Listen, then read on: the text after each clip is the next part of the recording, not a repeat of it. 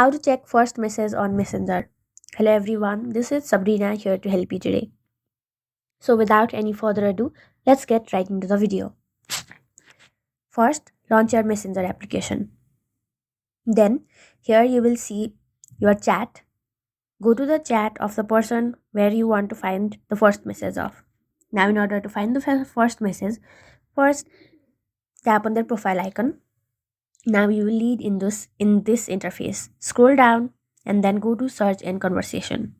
Now try to think of what the first message was. Usually it is hi, hello, or something like that. After typing the message or the keyword, simply go to this search bar